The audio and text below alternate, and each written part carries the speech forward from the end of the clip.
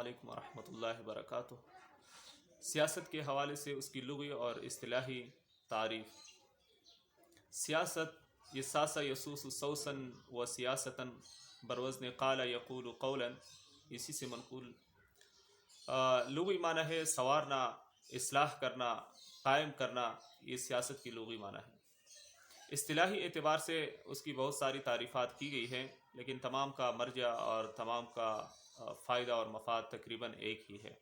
کسی نے یہ تعریف کی ہے کہ فالسیاست والملک کفالۃ للخلق وخلافۃ للہ تعالی لتنفیذ احکامہ للہ تعالی یا لتنفیذ احکام اللہ فیہم، کہ یہ علامہ ابن خلدون رحمۃ اللہ علیہ المتوفی 808 ہجری نے یہ تعریف کی ہے کہ یہ مخلوق کی نگرانی کرنا اور اس کی اصلاح کرنا، اور یہ اللہ تعالیٰ کی ایک نیابت ہے زمین میں۔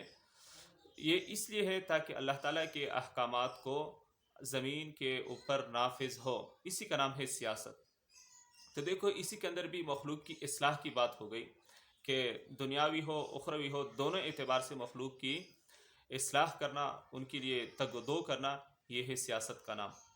اسی طرح ایک اور تعریف بھی کی گئی ہے، استصلاح الخلق و ارشادہم الی الطریق المستقیم المنجی فی الدنیا والآخرہ، کہ لوگوں کی اصلاح کرنا اور اس طرح ارشادہم الی الطریق المستقیم، سیدھے راستے کی رہنمائی کرنا، اور کہ اس کے لیے دنیا اور آخرت دونوں میں نجات ہو۔ تو یہ ہے جناب سیاست کی اصطلاحی تعریف۔ اور آج کل تو ایک فضا بنی ہوئی ہے، سیاست کو ایک گٹھیا چیز سمجھی جاتی ہے کیونکہ سیاستدانوں کی کردار اور کرتوتوں کی وجہ سے، لیکن اصل سیاست یہی ہے۔ بعد میں انشاءاللہ آپ کو یہ بات بھی واضح ہو جائے گی کہ سیاست یہ انتہائی ایک فضیلت والا کام ہے۔ تو ابن راغب اصفہانی رحمۃ اللہ علیہ نے فرمایا ہے کہ سیاست تین چیزوں کا نام ہے، یعنی سیاست کی تین ارکان ہیں۔ عمارت الارض، زمین کی تعمیر کرنا، زمین کو آباد کرنا۔ نمبر دو، تنفیذ و احکام اللہ تعالی، پھر جب یہ زمین آباد ہو تو اس پر اللہ تعالیٰ کے احکامات کو نافذ کرنا۔